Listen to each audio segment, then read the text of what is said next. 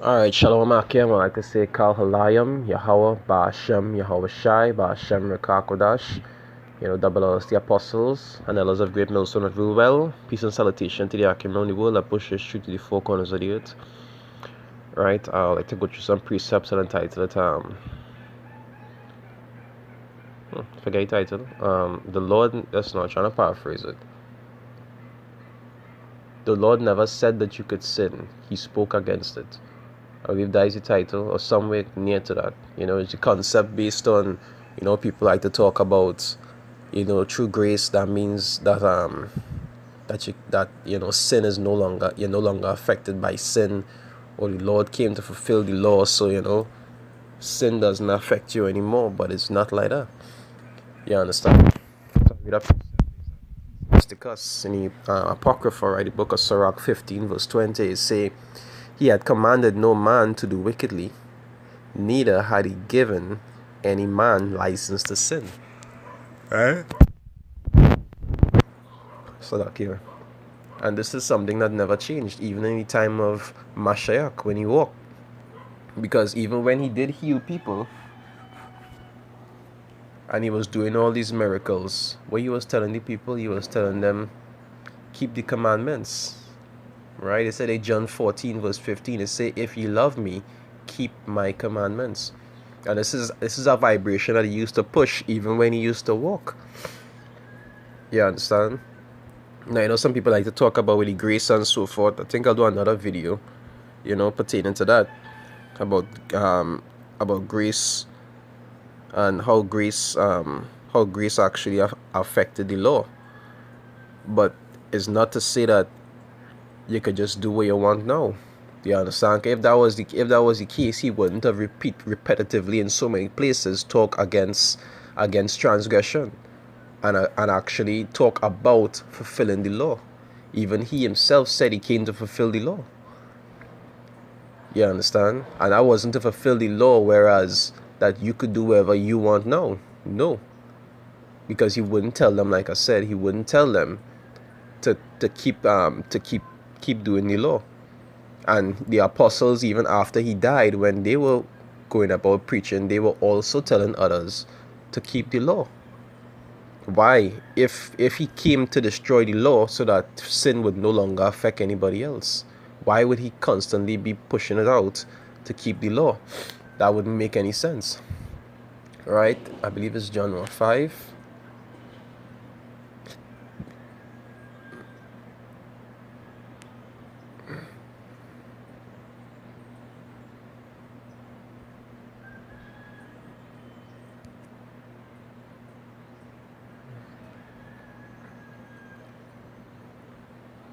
John 5, I'll read verse 14, right? I'm going to make the video too long. I'll read verse 14. And if you read, a little bit up, I believe straight back to John 4, it was talking about the man who couldn't walk because he was lame in his feet. Right? Is either in John 4 or earlier in this one.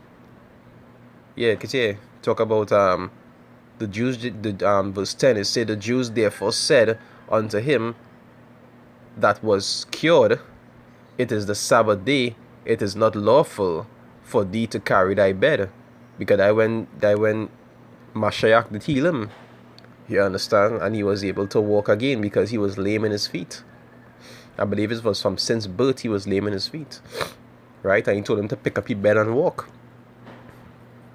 And he picked up his bed, he believed, and he picked up his bed and he actually walked. And the people were amazed because people knew him to be somebody who was crippled. So Yahushua healed him, right? Yahushua is the name of His Son, and Yahweh is the name of the Father in Hebrew, right? And when He met him after, what did He tell him? This is verse 14, right? John 5 verse 14. It say, afterwards Yahushua findeth him in the temple, and said unto him, behold, thou art made whole. Sin no more, lest a worse thing come unto thee. You understand? And that worst thing come unto thee, we will get a precept in the after. But you see how it's showing you that He was telling them what? He was telling them, go forth and sin no more. Now Mashiach knew what his role was. He knew he came to die for the sins of Israel. But if it really was that he came to remove sin, that he was no longer affected by it, then why would he tell him not to sin anymore? Why didn't he just tell him, well, all right, I come to save you, so no matter what you do now, you're safe, don't worry yourself, just believe in me and that's it? No, he didn't tell him that. He told him sin no more, and there's a reason for that. You understand? He say, if you love me, what? Keep my commandments. They also say it in First John 5. It said, this is the love of God, that we keep his commandments. Right? I'll read John 8. John 8, I'll start from 3, right? John 8, I'll start from 2. It's saying early in the morning he came again into the temple, and all the people came unto him, and he sat down and taught them. And the scribes and Pharisees brought unto him a woman taken in adultery. And when they had sat her in the midst, they say unto him, Master, this woman was taken in adultery, in the very act. It said, now Moses in the law commanded us that such should be stoned. But what sayest thou? You understand? Verse 6, it say, this they said, tempting him, that they might have to accuse him, because they was trying to, put him up. They was trying to make it look like if he was off. And they was constantly giving him tests to try to catch him, like with the coin, like with the taxes, trying to make it look like if he was teaching people to go against Caesar and so forth. They was trying to find different ways to confound him or to make him look bad in front of people. If they said this, they said, tempting him, that they might have to accuse him. But Mashiach stooped down and with his finger wrote on the ground, as though he heard them not. So when they continued asking him, he lifted up himself and said unto them, he that is without sin among you, let him first cast a stone at her. And again he stooped down and wrote on the ground. And they which heard it, being convicted by their own conscience, went out one by one, beginning at the eldest, even unto the last. And Mashiach was left alone, and the woman standing in the midst. You understand? And this woman really represents what? Israel. Because at some point in time, before we came into the truth, we were all caught in some kind of idolatry. And even adultery, as in, messing with other men's wives and so forth. It had brothers that did that in the past. It had brothers that took part in idolatry, whereas you have things like Christmas and all these pagan holidays, or there was even worshiping other gods. There might have been Islam. You understand? We were in those acts also, just like she was. Right? It say verse 10, it say, when Mashiach had lifted up himself and saw none but the woman, he said unto her, Woman, where are those thine accusers? Had no man condemned thee? She said, No man, Lord. And Mashiach said unto her, Neither do I condemn thee. Say, go and sin no more. And like I said, that represents the brotherhood also. For those that, and the one or two women that actually turned back. Because when you're actually made whole, and you actually understand these things, what you're supposed to do, you're supposed to go forth and sin no more. You're not supposed to go back in those things that you used to be doing. But you realize it's a pattern. He keep telling them what? To sin no more. If sin was no longer a problem, why would he tell them not to sin anymore? You understand? And why would even the apostles teach the same thing?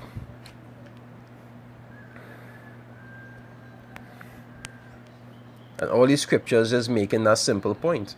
Like I say, I'll go through another topic pertaining to like the grace and so forth. What people like to talk about, because you're under grace now, that means that that you're no longer affected by sin. But if that was the case, why would he tell them these things? He was fully aware of what his purpose was. It says Matthew 5, verse 17. And for those that know, whenever you see the writing in red, that means it's Mashiach talking himself, right? So he was telling them these things, right? It's the thing not that I am come to destroy the law or the prophets. I am not come to destroy, but to fulfill. You understand? Say not come to destroy, but to fulfill. Because he came to do it, and we also have to do it. We wouldn't do it perfectly like he did, as in we will never transgress, but we have to uphold these things. Right? Let's go back to what? Your faith and your works. By faith, what you will actually do the work. And one of the works is to what? Is to keep these things. Even though you mightn't be 100% on it, you're supposed to uphold these things. Right? It says, for verily I say unto you, till heaven and earth pass, one jot or one tittle shall in no wise pass from the law till all be fulfilled. Now, we know that the sacrificial laws don't stand anymore because we already had the ultimate sacrifice, which is Mashiach. But you still have to keep the others, like the ordinances. You understand? It have, the feast days. It have certain laws like the eating laws. Those laws still apply. Even though this system like to teach that those laws don't apply anymore, they still do apply. You're still abominable to eat swine and shrimp. You understand? You're still supposed to keep the Sabbath. You're still supposed to keep Passover. These things have not been done away with. Because even after Mashiach died, they still used to keep the Passover. Even Mashiach kept the Passover, which was called what? The Last Supper. These things have not been done away with. The people were just taught that it was. You understand? It say verse 19, it say, whosoever therefore shall break one of these least commandments, and shall teach men so, he shall be called the least in the kingdom of heaven. And that is the penalty for these people that is break these things and teach others that it's okay to break them. You understand? Because these things still stand. But whosoever shall do and teach them, the same shall be called great in the kingdom of heaven. You understand? And it's like I say, it have many scriptures that show you similar things. Many scriptures. The Lord is important. Even though we mightn't be able to keep it 100% like Mashiach did.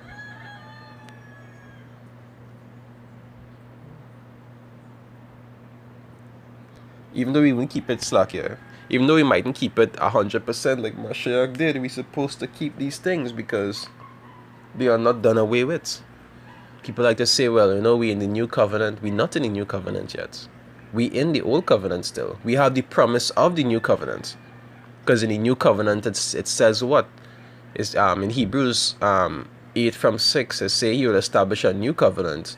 And it say the laws will be written in the inward parts. That hasn't happened yet. You understand? We have the promise of the new covenant that is to come. But we still in the old covenant. You understand? We still under the law. And even in the kingdom, we will still be keeping the law. We will just be doing it perfectly. That we will never go off or never do anything wrong. You understand? We won't have to teach with true in the law anymore, because they were born knowing the law.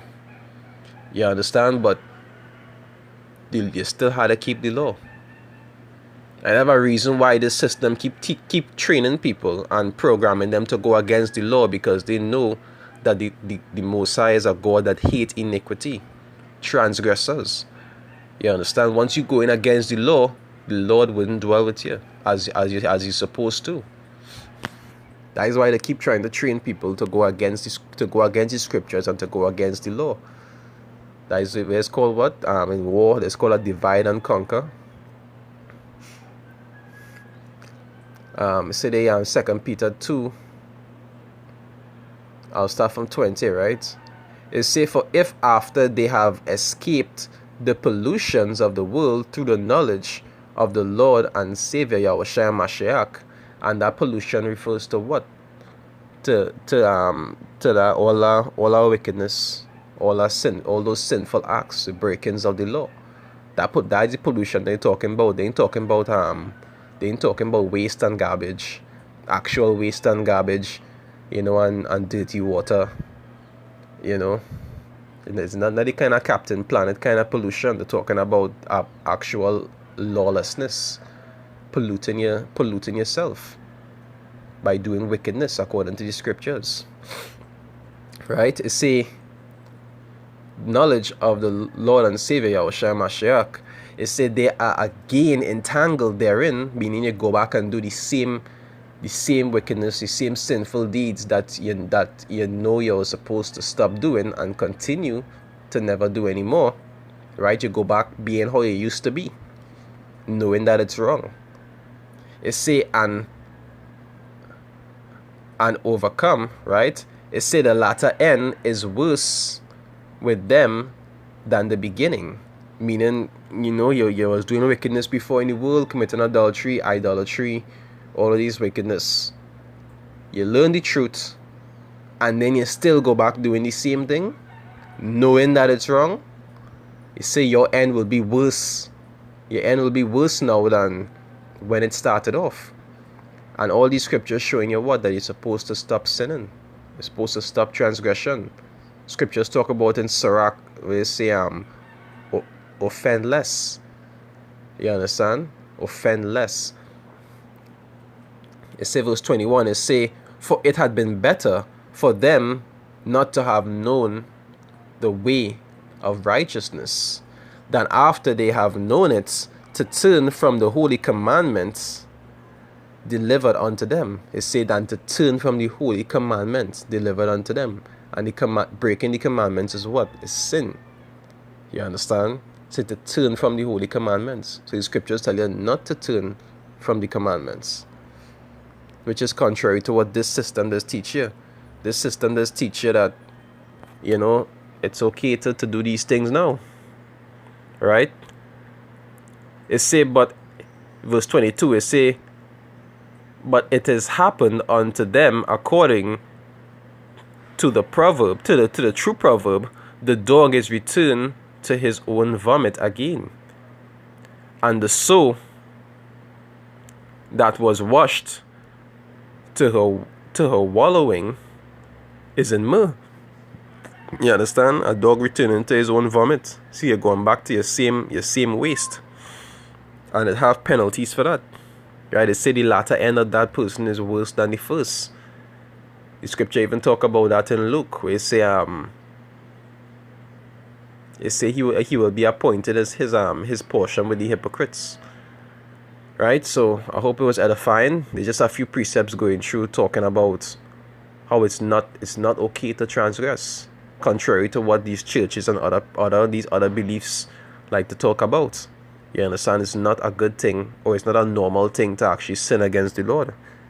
Now it will happen from time to time, but it's not something that you go about doing thinking that it's something normal or it's something cool. It's not cool. In the past, when you grew up with your parents, you could never not do what your parents say and say, well, it's a cool scene, right, Dad? Right, Mom? It's a cool scene. No, they'll break you in half. Especially if you want to act like it's nothing, they'll break you in half. It's never a cool thing to transgress your parents. And the Most High is referred to what? The Father of all spirits. You understand? He is referred to as your parents. And it doesn't change with him either.